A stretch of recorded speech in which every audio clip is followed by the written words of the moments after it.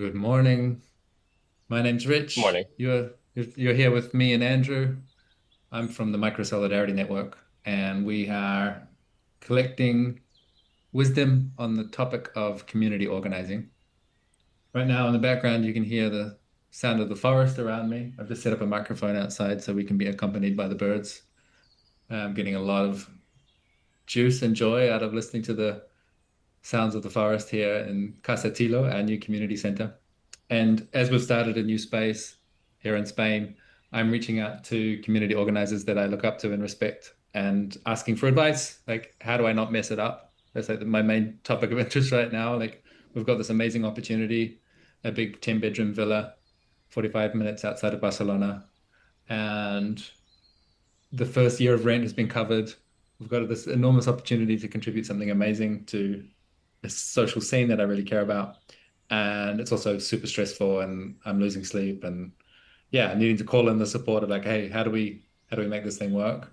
So I thought a very brief synopsis from you, Andrew, about can you give us the elevator pitch on what is Fractal, just some of the basic details so people that are not familiar with Fractal can catch up. But then I'd really love to just like dive into what have been some of the issues that keep you up awake at night and how have you dealt with them and what advice can you give to someone starting a new community space?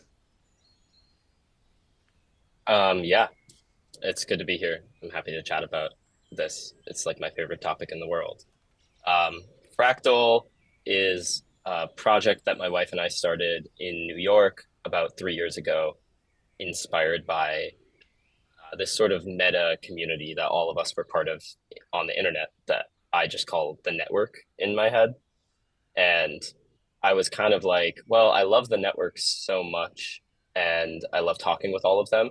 And whenever I see them in person, I'm really happy because like the network does events here and there and I would fly out.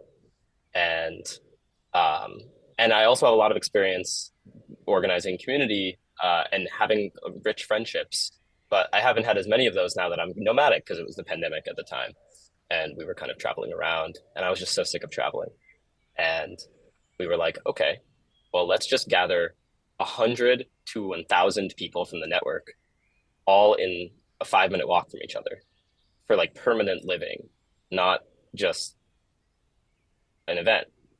And then we'll kind of see what happens from there. But I bet really good things would happen. And we did a research project for historical precedent to kind of see who can we learn from, who else has done this before. And it turned out it's happened a lot in history that a bunch of people who kind of share values and share ideas and are at the same what I would call like intellectual frontier, you could say avant-garde or something like that, have gathered in one place and really pushed that frontier forward. The frontier of the network, in my opinion, is something like culture science. Um, and so the goal was kind of like, oh, a lot of people who are relatively interested in culture science. We didn't know it as that at the time. We were thinking friendly, ambitious nerds along the lines of what Visa says. We have our own conception of this, I'm sure, but that's a good referent for people who are wondering. Um, so we've been doing that, and it's gone really well. We got the 100 people. We all gathered in a big building, and then we had all these people. Like at first, you're kind of like, I'm lonely. I want people around me, and we got all the people, and then we weren't lonely anymore. We were bored. We had found each other. It's like, okay, well, what are we gonna do? So we started a community college. We were all teaching tons of classes. We had 30 classes, 300 people. So clearly, there's this like element of campusness that was really important. And then we weren't bored anymore because we were teaching all these classes. But what was left was that we were just all doing this stuff as like nonprofit community, like whatever. And all of us were about to have to go back to our day jobs or like trickling out or getting priced out of New York, like all this stuff. So it's like, okay, like we have to be serious now. You can't just be bored and having fun and teaching each other. You also have to be part of your society. You have to pay rents and all this stuff. So it was like, okay, let's do economy.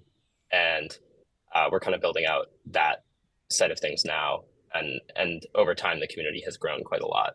But at the core, it's mostly about this sort of shared set of values, gathering 100 to 1,000 people within a walking distance in a city and thinking kind of how do you build, we call this like a network campus, basically. How can you build like a network campus was the project that Fractal's trying to solve. And I think the synopsis so far, I haven't got to visit Fractal yet, but I get to see a lot of the ripples coming out online because I'm part of the same network. And the synopsis seems to be, it's amazing, it's awesome. Just why is not more of this happening? We need to start 100 of these things. That seems to be the Yeah, theme, and I'm like, I'm sure that's yeah, true, but also I'm sure there's other stuff happening underneath that like yeah, that's not so public. That's more, yeah, like I said, keeps you up awake at night, or like, or yeah, maybe yeah. that it No, it's hasn't been solved. amazing. It's amazing. It's awesome. It's hard. It's challenging. Obviously, Mm. all the things one would expect. Um, and definitely we've at every scale and at every level run into social and cultural and economic challenges and have just solved them one by one. So there's a lot for us to talk about there for sure. Yeah, yeah. So when I say what keeps you up awake at night, like what's some of the first things that come to mind is like the big, the core dynamics that really take a lot of energy to manage. Um, Before I get into that, Mm, just one question, which is like, mm, do you want I could talk a lot about what Fractal does to solve Fractal's problems. I yeah. could also get a bead on Tilo Mm, and mm. um, I could basically figure out where our values differ, where our values are the same, and then I could give like really nice direct advice slash like thoughts on Tilo in comparison to Fractal, which I think would maybe make the conversation richer, Mm. but would also make it more just you and I, and maybe slightly less podcasty. No, Um, that sounds great. That sounds great. okay, Like, I'm just gonna go for it then. I'm yeah, gonna interrogate you for like 5 minutes. You know, great, give great. me unlimited room to ask questions, and you could just be like, "Yeah, I don't know." Obviously, it's fine. Yeah, And yeah, then I think I'll have really good things to say. great. So, a uh, kilo on a scale of from on a scale from like actually, it doesn't need to be put on a scale. How hierarchical and centralized Um, with respect to leadership?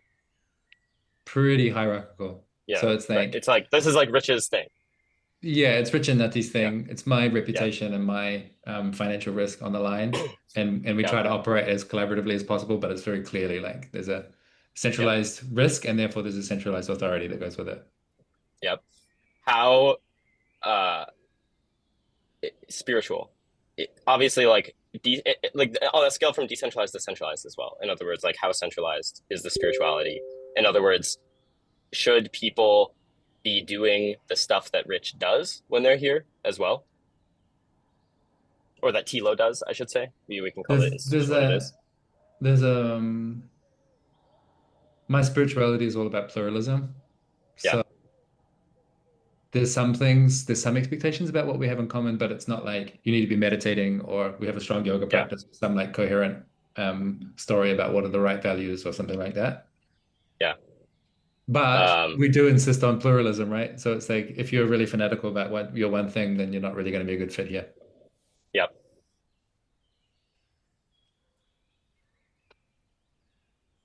Do you want people to be there full time eventually? No, I want them to be in the neighborhood full time Mm-hmm. eventually. And this is we're sort of like the first beachhead testing out this Mm-hmm. area and saying, can we make a good life here and be some community infrastructure that attracts new people to come in and have a place to land.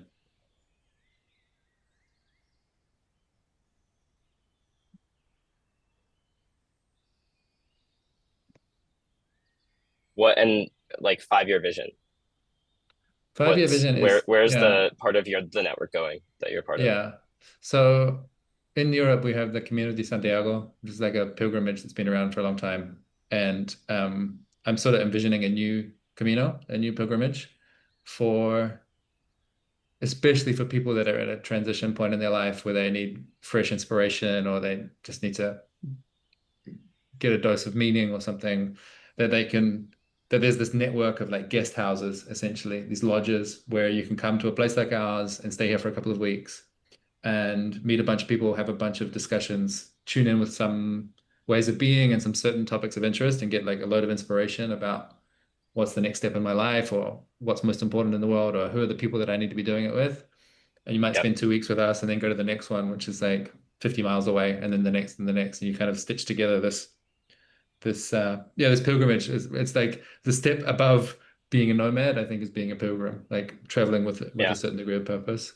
So it's like the geographically dispersed version, and then the local yep, version is just 10 to 20 of our neighboring properties would be owned by people that are participating in some sense of shared identity. And I'm much more interested in neighborhoods than communes. It's like the pluralism thing, like people doing different stuff, but in collaboration and mutual care. Okay. Um, our projects are very similar, and I think I have a good idea of where to go from here. So what keeps me up at night is like, man, I could answer this question on so many different scales, and I'll try my best to be helpful and refine me. That we're living through the greatest golden age ever, but people are acting like we're living in the worst era ever keeps me up like more than almost anything, and really, really, uh, it doesn't terrify me. Like it's more exciting than anything, but definitely it's the thing that I wake up in the morning and I'm like, yeah, I need to convince people not through rhetoric, but through just like obvious action that Mhm. clearly this is just so much opportunity. It's the best time to be alive. Mm. Mm. Um, and then also at kind of like a maybe more concrete level, what keeps me up at night is the lack of responsibility. Like we need to be responsible. People have Mm. to be responsible. Um, and what keeps me up at night is the idea that people would rather think the right thoughts than be responsible for anything, then take the right actions basically, or then be virtuous, and or even like would rather say the right things. But it's like it's not just that they like say the right things doesn't bother me. If you virtue signal socially, sure, but if you virtue signal to yourself in your own mind, horrifying. And um, I think then like at the level of just my specific community, they're kind of fractally related to that sort of thing. It's like, oh, what keeps me up at night is that we're so decentralized that we'll fall apart and we won't accomplish anything meaningful. What keeps me up at night is that we will play so much that we never do any work and people won't be responsible for anything serious and we will fail our children or not have them in the first place. Um, what keeps me up at night is the idea that at the end of the day, everyone will get priced out of New York and scattered to the Mm. winds, and that this is a temporary phase in people's lives. Um, that people will become too attached to the thing, identify with it, and then cease to do what is uniquely magical that they needed to do in the first place, that they were put on Earth to do.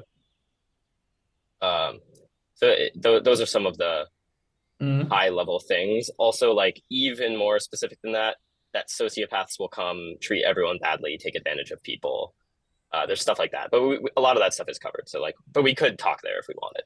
Yeah. Because Yeah. if it's like what keeps me up at night if I was starting over, or like what would keep me up at night for you on your behalf, I just feel like you're pretty mature, similar to us, and you've been around the block a few times, so it's probably closer to those high level things than the low level things. But it's like, yeah, obviously, like grifters are going to come through. I'm scared that you're not going to be able to pay your rent, that like your business model is bad, that you will accidentally invite some people that are really cool but ultimately unserious, and that creates a kind of like unserious play house where everyone comes to play, and then the serious people like slowly, not all at once of course, like self-select out because they're like, oh yeah, there's always going to be those unserious play people there. um those would be some of the things, but I suspect you're thinking about those things a lot as well. Yeah. Yeah. I want to talk about responsibility Yeah. because I that's that is what makes me lose sleep is like, okay, I am Yeah. taking responsibility and I keep stepping up and expanding the scope of what I'm capable of. And I signed up to be stressed out, like that was kind of the Yeah. game Yeah. Yeah. Yeah. because to me, to grow and develop and to become the next version of myself involves a bunch of stressful experiences. Yeah. Um, but I do see a lot of people around me. No, I see a small number of people who Hmm. are taking responsibility. Like you see people that are running Jess Camp or Vibe Camp or like Fractal. There's like a small number of people who are saying, "Hey, I'm going to invest in some infrastructure to support the development of this network and these communities." Um, and it feels like a very disproportionate load on a very few shoulders. Yeah. And and I'm wondering about the kind of the energy exchange. Like, how do you balance the energetic books? Like, Yep. I'm motivated to do this for a short time because I'm assuming that's pretty soon it becomes self-sustaining and profitable, and I Yep. earn a livelihood out of it. And it's good for my reputation, and it's setting me up for future opportunities, and it's also investing in this golden age that I want to live in. And so, like, the vision is Yep. very motivating. Um, But in the startup phase that we're currently at, it's obvious that we're putting in more energy than we're getting back. And Totally. yeah, I just want to know, what has it been like for you to take on responsibility, and what's your explanation for like why people are Yeah, less up for it? great. Uh, yeah, maybe the most important thing. I sometimes think that we need is like a bit of a meta point. It's something that is a goal of mine over the next year to do, but it's like we need a little bit more of a founder culture in the network. Um, that doesn't mean that the network needs to be about founders. In fact, I think that Mm, would be a bad thing. mm, It's more like the founders are who are in the network need to be good about creating a culture of talking to each other and supporting each other. To that extent, very happy that I'm doing this podcast, and also something that I think Fractal has the resources to support. That's like another thing I want to be responsible for moving forward. But because there isn't that culture, I think all of us kind of have our own strategies that we do in silence. I think Fractal does this pretty well, but I'm definitely worried about some of these other projects that they won't be sustaining forever. I'm actually not worried about yours from far away. So here's what we do. Um, we try to do we basically try to separate non-commercial and commercial projects from each other relatively clearly. I have some language for this. So in my head, there are scenes. Scenes have to be non-commercial. It is non-negotiable. You cannot have a commercialized scene. If you try to have a commercialized scene, you'll geek mob sociopath it into death, which is fine, but then the scene's dead. Um, and then communities are similar. So communities are groups of people. There are many communities in the scene, but again, like it's less bad to commercialize a community. It will die, like you'll commercialize it to death. But because the communities exist inside the scene, you could try your mm, best to commercialize a community, and then you'll fail and you'll be frustrated. But like at the end of the day, you'll still have the scene. So you can go back to the scene, you can form a new community, and it'll be fine. So I see people making that mistake, and I try to tell them like, please don't make money through community. It's like not a good way to make money. And then they're like, but I love community, so I want to make my money through community. And I'm like, okay, we can try. And then there's basically like goods and services that you sell to the market. Um, and you can target a niche market. So you can be like, okay, my market is people in the scene. You need to do some math on how much money the people in the scene have and how much they're willing to pay. And like, you need to just fully do the goods and services math and be like, yeah, I'm not making my money through community. I'm making my money by selling some good or service to the market. Um, and and then I call that a project. So that's not a mm, scene, that's not a community, that's a project. There are non-commercial projects as well, but that's a commercial project. And scenes are great at forming many communities. Communities can be good at stewarding projects sometimes, but often even better is for some founder in the scene or community to just be like, I'm in charge of the project and my team is in charge. And that person can be hella communal and can distribute burden a lot. So to get very specific here, Fractal itself is a scene. It's non-corporate. There's no corporate entity and there's no commercial entity. Priya and I created it. We gave it a name. Now we actually want it to be even further decentralized than the thing that we made, which was very New York specific. And we're kind of being like, yeah, people can like build Fractal Toronto and like build Fractal LA. And we're figuring that out. We're negotiating it and trying to like make sure that the language is stewarded so it means something and it doesn't get super diluted. But at the same time, the whole point of the thing was this is just an idea. And of course, it can spread throughout the network, and that's okay. Um, then there's kind of like Priya and Andrew's community, like the people that they choose to live their lives with, our tribe or whatever. We actually don't have a name for this, and we're kind of bad about it. We've been like so busy stewarding a community that in some way, or a scene, that in some ways we've mm, neglected to like draw boundaries around a community for ourselves. And sometimes Priya and I feel rather lonely. We have core collaborators. We call that the High Council of Schemes in our head or sometimes out loud, where it's like, oh yeah, there's like the High Council. That's like, oh, those are my friends that I go to when I'm like, fuck guys, like I need help or I'm stressed or hey, come over for dinner or whatever. It's like just my closest collaborators. Um, and then and then there's Fractal University. Fractal University is kind of what I would call a community school uh, because it's a community first. It's non-commercial as well.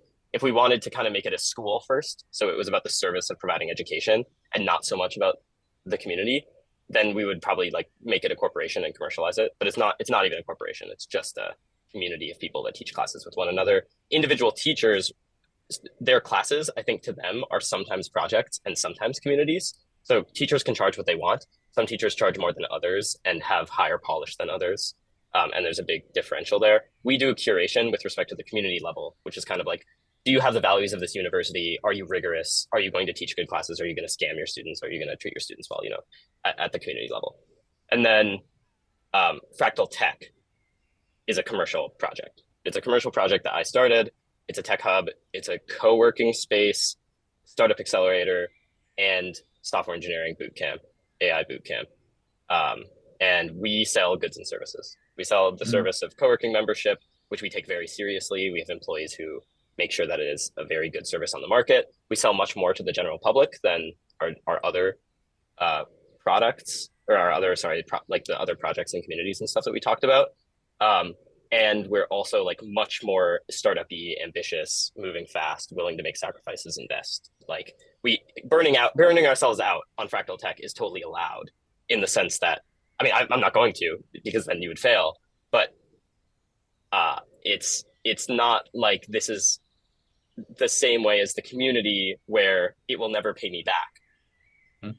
which I don't think, like, it's just a bad attitude. Like if you go into raising your daughter with like, hey, I hope you pay me back later. Like that's not a very good relationship to have with your daughter. And I think similarly with your scene or with your community, that's not a particularly good relationship to have. But with a project, like a startup project, a commercial project, it's like, no, you just like invest as much as you possibly can. If you have the resources and you're not gonna burn out because you're like, I expect this project to pay me back directly. And and so anyway, that's going very well. But that's kind of how we have structured it. I don't know if there's a sub question there, but I'd say um, we try to encourage people as much as we can and spread the knowledge that like you can actually think of all these things as distinct categories and they can still all be overlapping and foundational Mm. to each other. It's not like Fractal Tech is therefore non-communal or whatever. It's like, no, Hmm. it's Hmm. as far as commercial tech projects go, I think we're one of the most communal ones Yeah, in New yeah, York. But at the same time, I would sacrifice some amount of community for the sake of the finances. yeah, Uh, and I would have to draw a line yeah, as a founder of that yeah. project. Whereas like the community would be really pissed if I drew a line there on behalf of the entire community of Fractal or whatever. And they would have a And right to be. and I'm assuming that your precision of language here is not just for your own sake, but it's also like a Yeah. service to people in the scene that it's like, hey, you should have different expectations about different parts of the system because they work differently. Yeah, exactly. Yeah, yeah. Um, I'm wondering with all of these things that you're involved in, like there's a place that you live, and then there's a tech hub, and then there's a university, and then there's a young family, Yeah. all of which require you to be taking responsibility to doing certain kinds of leadership, which are Yep. extending your scope of concern well beyond yourself. Um, how do you, like you just said, you're not going to burn out, but like, where do you get the confidence from? Like, what's your strategy for making sure you're taking good enough care of yourself or that the energy exchange is sustainable? So the way I try to describe this is like you have to put first things first, and sometimes you can't. Um, if you can't, then you can't, and you have to admit to yourself like, oh, I'm kind of in over my head, and now I need like emergency press the button measures. I would say the break the glass, like use hammer break glass. It comes out anytime that you didn't put first things first, and the first thing you should be doing is like messaging every person who you've ever done a good deed for and who's ever done a good deed for you, who is ultimately wants you to benefit in this world, and you should be like, I don't know exactly what to do. I'm fucked. Please help me. And then ideally, it's a better message than that. But like maybe that's you're really in like break glass mode. Like you just don't know. Um, it's like your mom and your best friends and the network and Teapot. And I should message you, Rich. Like you probably want me to succeed. Like if I was like really messed up, the fact that I've never messaged you begging for your help in some ways implies I'm not that close to burning out because Mm, you're on my list of mm, people who I think would benefit me mm, or like would help me basically if I was really, really struggling. And that's kind of surprising and shows something about the network, given that we've never mm, talked before. Um, but anyway, how do I know? It's like by putting first things first, it sort of means I didn't always act this way. I started a startup when I was 21 with my wife, and it was a ton of fun. And we were kind of traveling around, nomadic, like I mentioned, and we were building software. And we're both good software engineers, so that part was going great. And we had a team, and we were making a couple early sales. And I just realized I didn't want to sell this thing at all. And once I realized that, I didn't even really have the right people to ask for help. Like I could ask all the tech Mm, people for help, but it like wasn't about that for me. Because the stuff I was actually thinking about in the shower all day was sort of this like golden age and all the stuff that we've talked about so far. And so we started doing that in addition to the startup, which was a mistake. Like we probably should have just realized. And then that started going way better. And I started spending so much more of my thought on it, not necessarily my time. And then we were kind of like, okay, the startup, I don't even want to sell it. I don't want to talk to people. I don't like the market that I'm in. So what am I doing here? We shut it down, returned the money to investors, and started this big community. And the goal was like, we're just doing it out of love to build the thing that we want to build. Um, at some point, you like it didn't we couldn't have planned for it to pay us back, kind of like what I was saying earlier. And that was actually a good thing. It's kind of like when you choose to start a family or whatever. It's like, yes, I was taking responsibility for it, but I was also saying like I'm choosing everything and it's all volunteer. And so I could quit at any time also. I'm never going to make part of our goal with Fractal itself and Fractal University to some extent as well, all the scene and community projects. It's true on the one hand that these projects shouldn't be commercial because people aren't going to want to be monetized. On the other hand, that means you are not an employee. So you can't give yourself to these projects in the way that an employee would give themselves to a commercial project because you don't have obligations to these people, mm, in my opinion. No, mm-hmm. for at the scene level, especially at the scene level, Yeah. you do not ever have obligations to a scene. Period. There just isn't a single one. A scene does not have obligations, I believe. That's my terminology there. If you joined a church, you might have obligations to that church. And I would call a church like a community in this parlance, a big one, of course. And then, um, and then if you joined like any sort of institution that you join, you might have obligations too. Even like a community, your community, you might have some minor obligations too. Hopefully they're not big. If they are really big, I would like that community probably is a little bit unsustainable because you can't expect too much from your members without um, giving them freedom. And yeah, then you have to be really careful. Then with respect to these commercial projects, so once you have all that, it's kind of like, well, what am I going to burn out on? I'm going to burn out on my responsibilities, like you're saying, and I have so few to these broad things, and yet I have so much love and support from them. So I on the one hand have almost no real responsibilities. I just have things that I do out of love and joy for my scene and my community, which brings a bunch of goodwill. And then whenever I am burning out on my projects, the ones where I do have responsibilities and I do have jobs, and if I don't do them, something goes wrong. If I'm like struggling, I Mm, go to all these places where I've been like gardening just for fun. mm, And I'm like, please help mm, me, friends of the forest or whatever, that they come. And so we hosted when we were doing Fractal Tech, we hosted this thing. It was called a barn raising. We had like the whole community together and they like helped us launch the business and they helped us market and they called their friends. We had people doing sales on our behalf. We had people selling memberships. We had people telling people about the boot camp, posting about us online. We had some person write a press release, and we kind of had core organizers from the High Council who were all sub-organizing large, like maybe 5 to 10 person teams at that barn raising event. And it was kind of like a full 12-hour day of like, okay, what can 60 or 70 people do in a day to help a business get well, launched? mm, Um, that was very easy to organize. People had a blast. They loved it. They were like, "Oh, thank you for hosting this. You've contributed back to the scene by like showing us that you can host this type of event and like by having it be fun." Somebody from the community brought, because part of the goal of the council that was organizing this event was like, well, how do we make sure that this event is joyful to the people who come? And so that is a way of giving back as well. Um, so there's something there. It's like the other thing is you just can't be doing like let's say I was trying to do a financial project, but I was like, oh man, this really isn't going to be tight. Like the margins are low and it's not going to pencil very easily. Um, I would just have alarm bells ringing in my head. That's sort of like, well,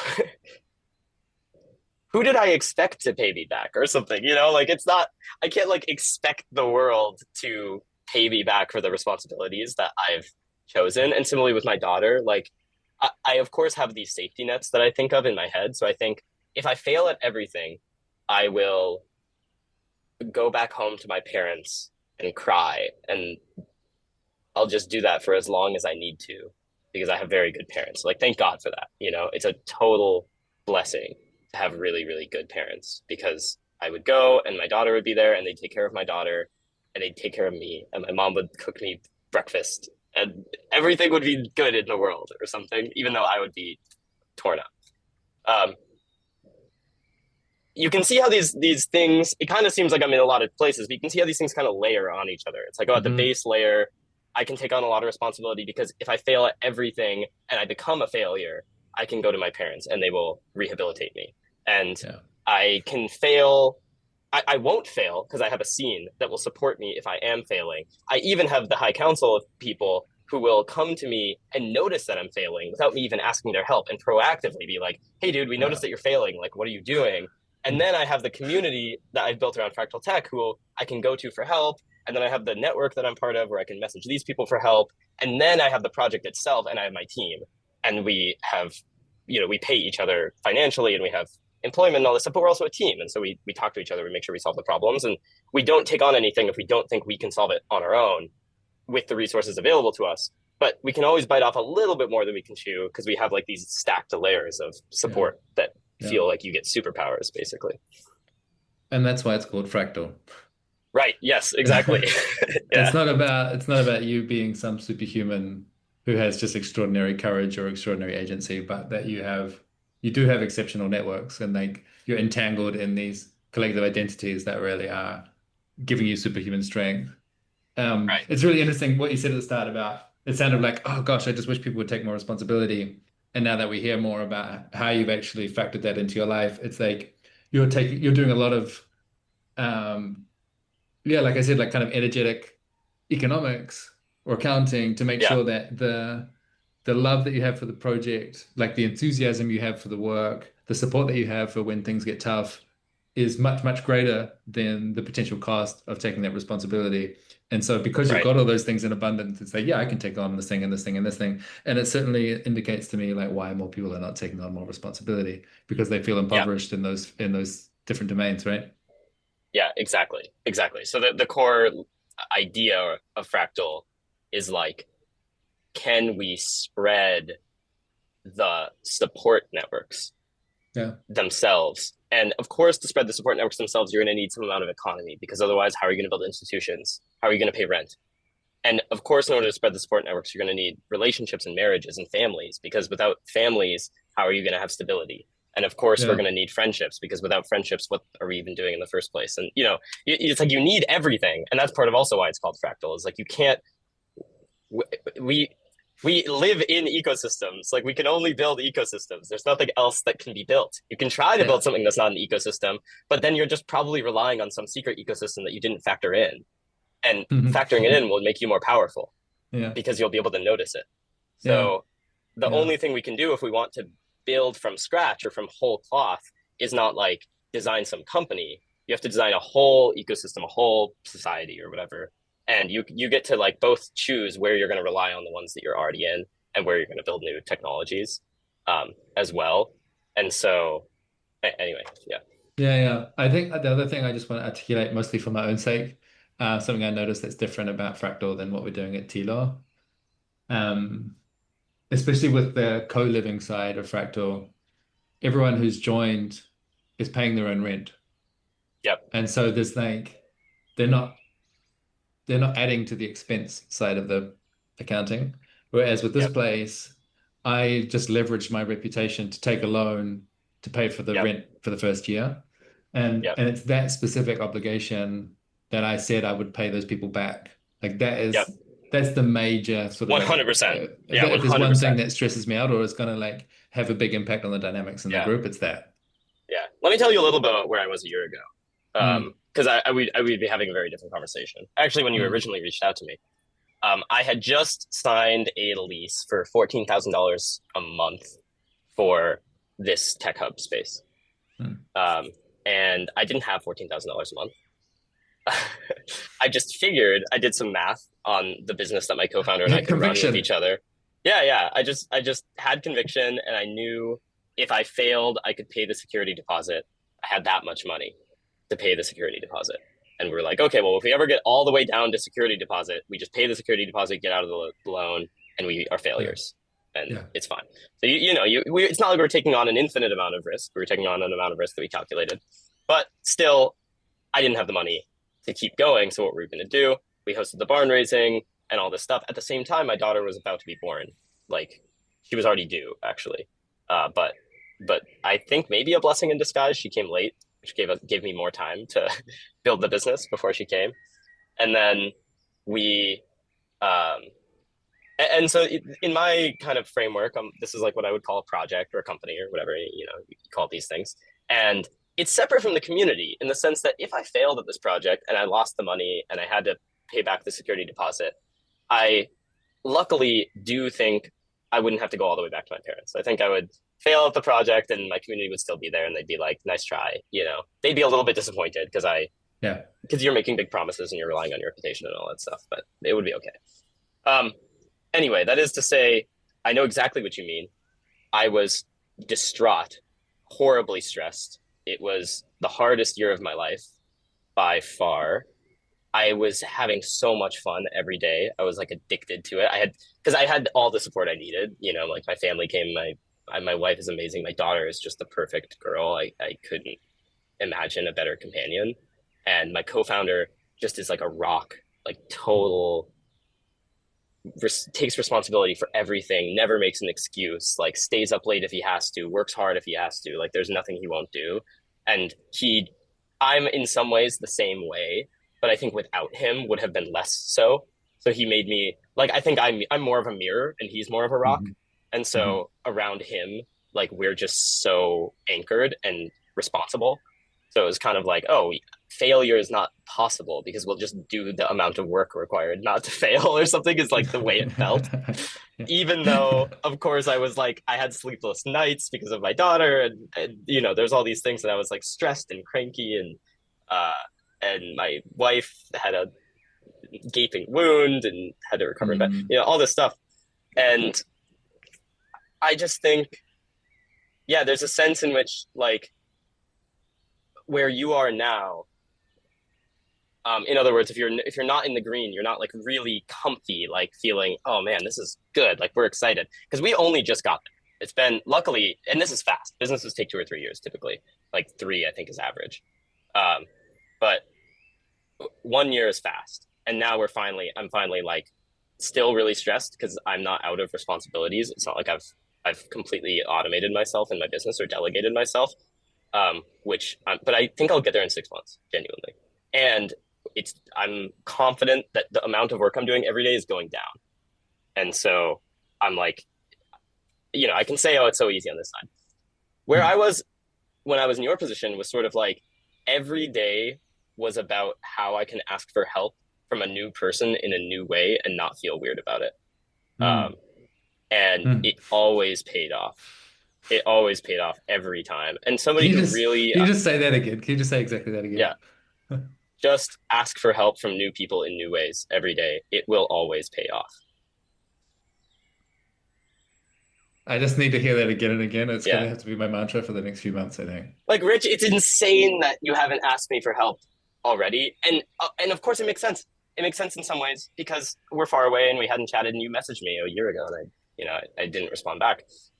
Or whatever. But also like if you like whatever update you need to make to be like all the people at Fractal are rooting for me from far away and like all of them would have helped individually, not just Andrew, but like almost anyone in the scene if I had just asked.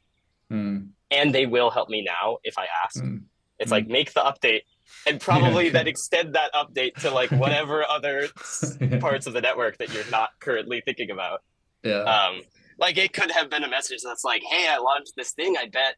Like, like it could have been like an insane message. You could have been like, I launched this thing and I really need 5 people to come in 5 days, like tomorrow. Do you know anyone? And I would have helped with that message, even though that's kind of like a big ask or whatever, just because you're doing a bunch of work. You're taking on a Yeah, bunch of yeah, yeah, responsibility. And like, yeah, I see it and I want that you to succeed at that. And I think from far away, you also kind of maintain a persona of doing very well and being very responsible and having things under control. And I know, and I think I do the same thing. And I know what that means is people don't think to reach out. yeah, So I yeah, had to yeah. I had to learn like Yeah. people aren't going to reach out to me. I have to reach out to them. This is a real paradox for me to manage, and it's not straightforward. Yeah, I think it's important to be confident and to have conviction and partly to persuade people about the golden age, and partly so that we can keep attracting more investment of all, every yeah, different kind of investment to say like, this is good, it's a good life, it's what we need to be doing. yeah, We know we can solve problems, we've got this, like that sense of conviction is really important to me. And also it's only going to work if we get a lot of help. yeah, And and there's a balance to be struck between conviction and vulnerability. And yeah, it's a kind of like it's not at all obvious like how to find that balance. And I'm like just starting to yeah, navigate, like I wrote some stuff recently about like, hey, this is an amazing, beautiful opportunity, and it's not going to be an overnight yeah, success, and we need people to come through. I do want to ask immediately for anyone that's watching, like from now until July 27th, we have got some spare rooms. It's an amazing house, beautiful forest, lovely people will be around. If you want to come and spend a week with us, drop me a line on Twitter, um, or fill in the form at eltilo.casa. We will love to see anyone that's interested in this kind of podcast. You're the right kind of person to come. It'll be great. yeah. You should 100% come. And also, like one of the action items for us after we finish recording is like send me whatever I need so that I can message my favorite people at Fractal or put it in kind of like our internal community chats and stuff, and Great, people can apply. great, Um, great. but yeah, I suspect were you ever in like the tech startup world at all? A little bit. Like we I did think a tech startup in a very anarchist open source kind of way. yeah, were you ever in SF No, surrounded by people who are no, not no, doing the thing in the no, no, anarchist no, open no, source way at all? no, no, no. Um, so one thing I you have learn, morals. yeah, what one thing you learn being in a SF and being in New York is sort of like the path to success is 0% what you imagine when you like come up with it in your head after reading fiction books about heroes succeeding. It's like that is not in the real world even remotely what it looks like. I mean, it feels that way. The beautiful thing about the hero's journey is that it does in many ways match what you feel. And also, if you read the books, you notice how much help people get. It's just Hmm. like for them, the help is easy because it's their companions helping them. Yeah, yeah, So yeah, you yeah. could be like, okay, well, have better, more magical companions. But also, easier said than done. And you probably already have a lot of better magical companions. And probably what you need is more like an entire society of people who are backing you.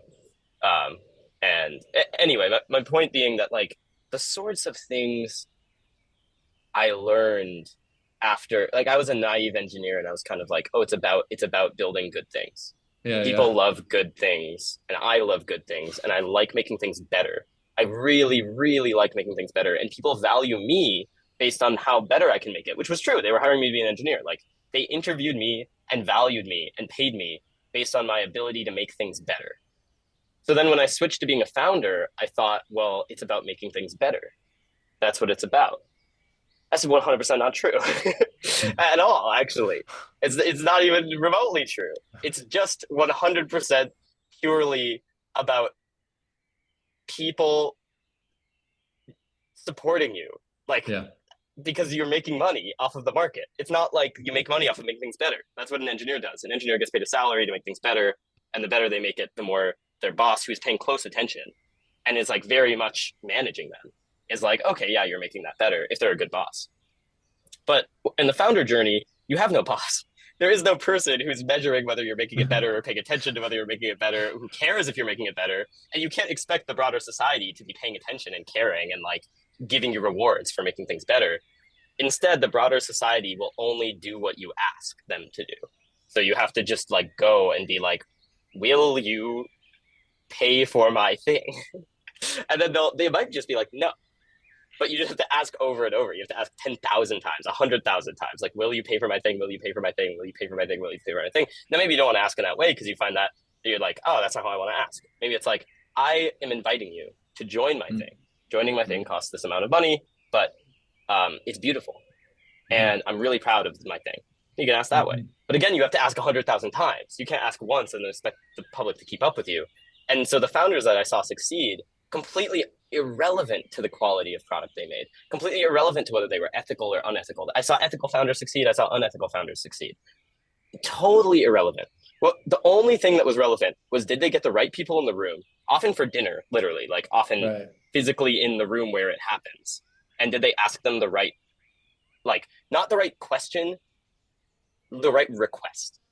So it's like you get the successful founders would get people like heads of state of foreign countries in the room with them, and then they would be like, will you pay me $10 million to develop this product because it will benefit your country? And then they would be like, do you have anything? They're like, no, but that's actually better because I'm going to develop it just for you or something. And it's like, Yeah, oh yeah, man, yeah, like you nailed yeah. it. You got the right person in the room and you asked them for $10 million, and then they gave you $10 million. And then the person probably said no, but then you did it again next week. And it doesn't, you can see how kind of the quality of the product is irrelevant here, because it's actually so much harder to get the head of state in the room and to ask them for $10 million Yeah. than to build a good product for people who are already good at building good products. Yeah. Um, Yeah. anyway, I want to take a bit of a detour yeah, because my mind was wandering to a conversation I had recently with someone who is on this pilgrimage, who has been to a lot of different community spaces. And yeah, he was telling me about the last place that he's just been to. And he's like, the place is awesome. They've kind of cracked it. But the problem is, in the early phase, they were too open with their invitation. They weren't selective enough about who came. And so there's a bunch of people who feel really bought into this community who just, as it were, are not on the vibe. Like you yeah, were saying, they're not serious. They just want to party, yeah, or they're not they're not super high integrity, like women don't feel yep, completely yep, yep, safe yep, around them. Like for whatever yep, they're not exactly sociopaths, but like they're people that lower the average psychological safety in the room, yep, and lower the average emotional intelligence in the room. And and this is one of the core dynamics that for me is essential, that we're cultivating trustworthy community, that people know they can come here because they're gonna find a good balance between transformation and safety. yep, And that we're achieving that balance by being really discerning about who's invited to come and stay here. yep. I just wondered what you've done about the sociopath problem, about filtering, about kind of doubling down on the qualities that you want to see more of and steering away from the Yep. ones that feel that they take you off mission. Yeah. So I love the network. I love it. The network is fundamentally inclusive. That is one of the things that is beautiful about the network. It's one of the values of the network. Um, this misleads people who start projects, sub communities, and sub scenes into thinking that inclusivity is good. Inclusivity is not good. Inclusivity is inclusivity. It just is what it is. Um, it has these incredible, beautiful properties of inclusion. I mean, you get like and diversity, and these are really cool values to play with. And also like the moment, and in fact, by the way, the network values being able to talk to, because it's on the internet. The network's on the internet. People like mistake it and then think physical things should be like on the internet. It's like the network's on the internet, so the network values being able to talk to and converse with people that make women sexually uncomfortable, for instance. And that sounds hard to admit, but that, I think that's a good thing. And you can say, oh, Andrew, you're an apologist or something. It's like, no, like they're on the internet. They can't hurt me, you know? Mhm. And yeah, maybe I'm giving them some attention or whatever. And if I think they're truly despicable, I'll block them on the internet. But like there has to be some path to redemption. And people being thousands of miles away from me and talking to me over cables that are like buried underneath the ocean is a pretty decent path to redemption, in my opinion. It is totally fine. Now, if somebody comes to Fractal, even one party, one time, and makes one person uncomfortable, one time, I'm immediately talking to them. And if Yeah. they don't have a good explanation, I'm immediately disinviting them to everything I ever post permanently.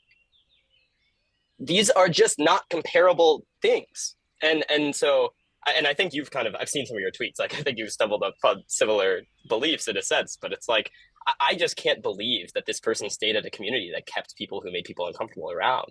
And I think that there's such an anti-value for an in-person community. I mean, these people need to be, and like it's not about the rest of their lives. They can go back to their parents. Like they can reflect on this. They can go back to the internet. They can redeem themselves by talking to me from far away. But like you can't be at my house and you can't be in my Mm. space if you Mm. make somebody deeply uncomfortable even one time and I'm in charge.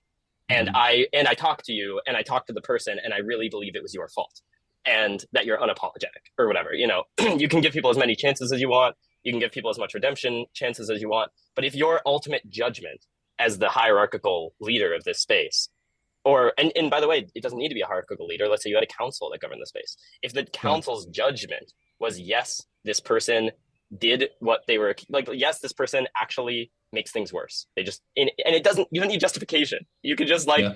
you, you could not even do anything else. You could be like, guys, we're just voting. Do they make it worse or better? You have two options, worse or better, you know, vote yes for worse. And if it's a majority of people vote worse, immediate ban, just Yeah. Yeah. ban. Yeah. Anyway, that's my opinion, and it might be unpopular, but I just think in-person Okay. communities are totally different from online communities. So what about the gray area though? That's okay. It's not about Yeah, someone being creepy. It's like totally. you said about people not being serious enough. Like, Yeah. it's Then it wouldn't like be ban. It would be yeah, you make things better in a way, yeah, but you're also steering us in a yeah. direction we don't want to go. It would still be immediate action. It's always action. So like you get Mm. you get the leaders in a room. Let's say it's one leader, so it's really easy. So you get the leaders in the room in your head, and you're like, worse or better. If worse for any reason whatsoever, it can be creepiness, it could be unseriousness, it could be silliness, it could be like whatever. If worse, and you like, at the end of the day, you have to trust yourself as a leader. So you have to either build the team that you need. If really the governance structure is that you're the leader, you have to build the team that you need, build the council you need, or whatever. But you have to trust your judgment, and you judge worse, then the only like the community is the product in this case. Like the community is the thing that's being maintained, and you're not going to get anywhere interesting if you don't make things better. So if somebody is making things worse and you don't have a conversation with them about how they're doing that, why they're doing that, whatever, then you are failing as a leader and the whole community suffers. And I think that doesn't necessarily mean like, look, I can tell you Fractal is Fractal for a reason, and this is one of the reasons. So you have big inclusive projects and you have Hmm. little exclusive projects, and you have all of them living in the same society on top of each other. So nobody feels so bad if they get disinvited to one of the projects, because that doesn't mean you're immediately disinvited from everything everywhere. Obviously you could commit an egregious crime, in which case maybe, but like Fractal University is incredibly inclusive and open to the public. It's a community college. It's classes. Like it is a great way to enter into Fractal. Um, but again, I'm way more strict on this stuff than most people. I'd say like it is an immediate conversation for me. And what's funny is I'm getting better at it. Like I used to Mm. be borderline as I was building community, and then I started building higher and higher stakes projects within Fractal.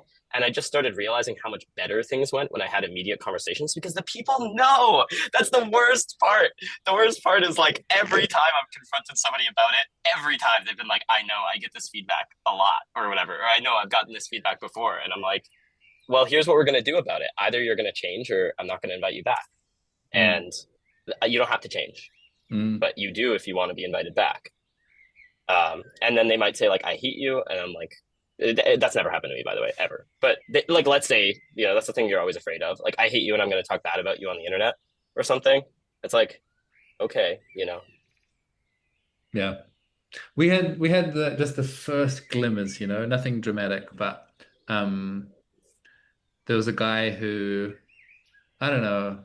Obviously, I don't want to go too much into detail, but like Of course. Yeah. um I don't even know how to describe it. I think he was more forward with his like sexual attraction than someone Totally. else wanted. And Yeah. I don't think he was predatory. I don't think he crossed any lines, Yeah. but he was Totally. just like Totally. enthusiastically attracted to someone in a way that someone was just like, ugh, I don't want to hear about it. Yep. Um, and I intervened immediately and said, like, this is this is how it works around here. It's called Women and Children First. Yeah, And like I'm gonna prioritize women feeling at ease over yeah, men's freedom. And while I stand by that statement, like he was disappointed in me. Is that yeah. I thought you were more kind of grown up than that, and that you could give us, equal footing, and it would all be treated with equality. And so it's like So it wasn't like he hates me now, but I did yeah. let him down in a way. So let me, yeah. I think I can actually respond to this. I would not have had the conversation that way necessarily, although I think that's a perfectly fine way to start it. And maybe this, the rest of what I'm talking about did happen. But I would be like, look, it's not just about women and children first. It's about the fact that you made this person uncomfortable. That shouldn't happen. Like, I know you think that that maybe is just a risk of sexual attraction or whatever, but that's just not true. Like Yeah. the men that I know, the gentlemen that I know, do not make women feel uncomfortable. And I know this woman, and I know that she wouldn't complain if it was innocuous. I know that about her, and I know that about you. And right, I know that about her, and I know that about men in general, or whatever. Hmm. And you can disagree with my judgment here, but these are the facts as I see them, and I have to make a judgment call. The judgment call I've made is that you did carry, like, in some way, uh, childish or immature sexual response.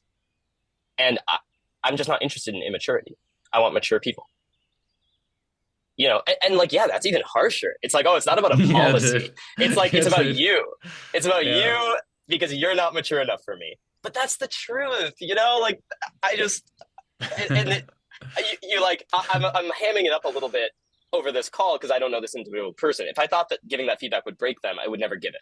So you have to always draw the line of like, what is like the most true thing I can say without crossing the line into cruelty, given how they're going to interpret my words or whatever. Yeah. But and the policies and etiquette, by the way, are great because they give you this fallback. Like if the person starts to deny reality or they start to deny the truth as you see it, you Yeah. can always just go back to the etiquette and be like, okay, well, fine, maybe you don't see it the way I see it, but like the etiquette is women and children first. So like this is what it is.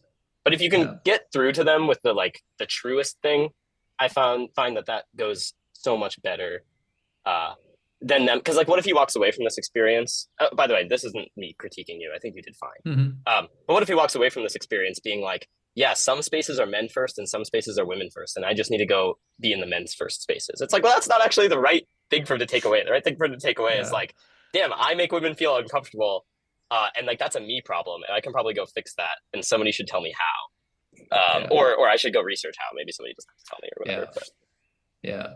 Yeah, and I mean, I want to be clear as well. Like, I didn't do a great job on this one, and luckily it was like a small enough infraction that like is yeah, a safe to fail place to practice, and we're going to be having more conversations, and I'm like looking forward to updating on it. yeah, But it's like I'm just anticipating that you get higher and higher stakes conflicts like this yeah, the longer you're in the game, and like I just want to yeah, I want part of our reputation to be this that people know how seriously we take this, and that like yeah. this is going to be yeah, there's just a degree of No, host my friend, responsibility.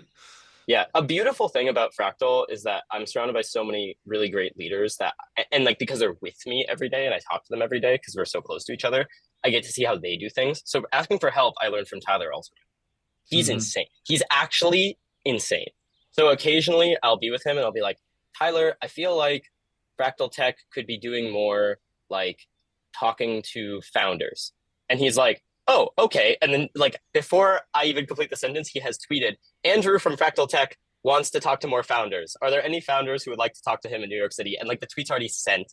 And he messaged like three of his big group chats. And I'm like, Tyler, you can't just ask people for help like that. And he's like, why not? And They like it. People like being asked it's for help. it's it's beautiful. And then on the feedback one, for me, I was much more tentative. I was much more afraid to tell people that they're the problem, Mm. versus it being like some general Hmm. principle or Hmm. whatever. And then I saw my friend Daniel, who runs Maximum New York. It's a class on politics, and so because it's a class on politics, and politics, in order to do it well, you need very strict etiquette. And if you don't have very strict etiquette, it just falls apart, man. Like it's literally the domain of social rule making, how we make the rules. And so people will lie and they will cheat and they will steal and they will manipulate each other emotionally. They will do anything in order to make the rules, in order to be the person who gets to make the rules. And so, of course, if you're going to teach in this domain, you need very strict etiquette. Otherwise, it just falls apart if people just make up their own.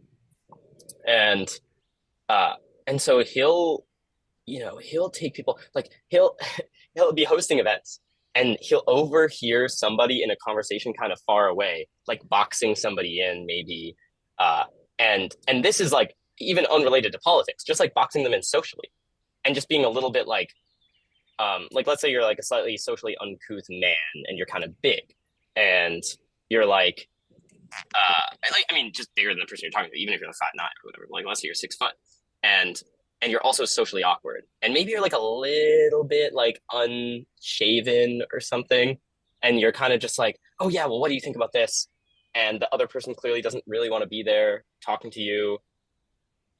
Daniel will immediately notice from across the room. He'll go up to the person. He'll be like, hey, can we have a moment? Can we talk? Immediately in the moment. And he'll take Mm. them outside and he'll be like, look, I noticed this in the etiquette. We just don't talk to people like that. I think you didn't mean anything wrong by it. I think you didn't even notice. But what if you just take a break from coming to my events for a little while, and you can shoot me a message if you want to come back in the future or something. And then he just asks the person to leave immediately. That's Oh, crazy. wow. It's That's crazy. great. But then when you see it happen, you're like, that person's so thankful. Like Yeah. the person Yeah, the yeah, person yeah. who needed to be protected in that situation. And yeah, protected from what? Protected from like a slightly uncomfortable conversation. Do we really need somebody to do that? It's like, well, if you're serious, then yes. Because if you're trying to do serious politics with people, you don't have time to waste on a bunch of unproductive conversations that you don't know how to get yourself out of. Because, we're all going to die. So it's not necessarily that Daniel's saying this person shouldn't exist in society. He's just saying like, hey, here at my event where we're trying to do serious politics and do serious work, but it's also an inclusive event, which means it's open to the public. I can't have members of the public being all weird and having bad etiquette, because Mhm. if you do, then we don't make any progress. Um, Mhm. and so I learned that from him, that like just confronting the situation in the moment is the best, even though it's scary. Do you have time for one more question? Yeah, I just want to know, what do you wish, like as an organizer, as a host, what do you wish that guests knew? yeah. Um, I can give you an example. So like I had yeah, some tell me. people, we've been talking on Twitter about uh I've been projecting or guessing that the organizing team behind Jazz Camp and between Vibe Camp are pretty stressed about low ticket sales, and I'm like, I don't think these Yeah, organizations are going to continue if it's always this stressful. And so I've yeah, been trying to encourage people to just like be better guests. And yeah, someone showed up in the comments saying like, "Oh, I understand there's a lot of logistics. Maybe I could help with the logistics." And I'm like, "No, you misunderstand. Like we're organizers. Logistics is easy. The hard thing is we need you to book your tickets, like buy the products we're selling, because yeah, that is the thing yeah, that keeps the game turning. And it's just like people yeah, don't really understand what's the hard bit and what's the easy bit, and like where do you yeah. really need their action." Totally. Yeah, I know exactly what you mean. Um, yeah, so let's say like somebody is good-willed. What do I wish they knew? So it's like a helpful person. Yeah, people will always come to me. So often they'll be like, "How do I help?" I'm like, "Well, first of all, I can answer that question, but I'm often like, come to my events or something. It's like I feel like they're really very disappointed. They're like, no, I wanted to be on the team. And it's like, no, like the team bit happens later, but you can really help by coming to the events. So I know what you mean. It's something like, I wish people knew that I wanted them to succeed at their own projects more than I want them to help me with mine. I will do the work of getting the people to help me with my projects. I will make the ask. I will find you. I will DM you. Like, if I want you to help me, I will ask. Now, that doesn't mean you shouldn't tell me. Like, totally, of course. Yeah, I want people to tell me the truth, of always. But that's not the number one critical thing. The number one critical thing is sort of like, don't help me with my projects if you know the thing that you should be working on. Just like go work on it, please. Um, and ask me for help instead. So like the reverse is actually way better for me, of like, you go do your project and then ask me for help and then take my feedback, or don't. but then like, respond to my feedback, that is. And that is just so helpful to Fractal and to the Fractal mission, because like more people Mm. self-actualize, more people take responsibility, we have more institutions, we have more leaders. Um, and that's really what we need in order to succeed, is just as many independent nodes as possible who are replicating a responsible culture. Mm. Sign me up. Let's go. I mean, Amen. you're in the network. Yeah, Yeah. easy. Yeah. Yeah. I would love to. Generally, we just got to think about how we can get Fractal collaborating with LTLO more. Um, I think it'll be on my mind certainly. Yeah, great. I like I said, I imagine there's a pilgrimage, and just as Yeah, soon as I get my visa sorted, I'm going to come over and let's go. stink up your couch, Yeah, yeah. and and get to know people You're and always invite them to welcome. come and stay. And like I actually think we're probably going to put quite a lot of energy into stitching together these different houses and making sure that people know there's a place for you, like there's a next step on the journey, and that like Yeah. there's a kind of index of go to these different houses because they have these different vibes or these different focal points or topics. So is there actually land around you available for purchase? A little, so we're in a national park, so like Yeah, it's pretty hard. But I went for a walk on the weekend and found the first for sale sign. yeah, It's like not huge. It's like 10,000 square meters of land, like six-bedroom house for like 200 grand in the mountains in the yeah. forest. It's really nice. Someone Wow. should reach out to me and buy that house. But yeah, so it's not going to be easy. And this is part of Yeah, the testing. This is part of the hypothesis is like, is there land available? Is the local community like welcoming of us? Like, yeah, are we going to freak them out too much? We're yeah, still figuring that out. But yeah, certainly a bunch of the people that have got involved early are coming with the attitude of like, is this a place I can raise my kids? yeah. And that's part of the project. That's so cool.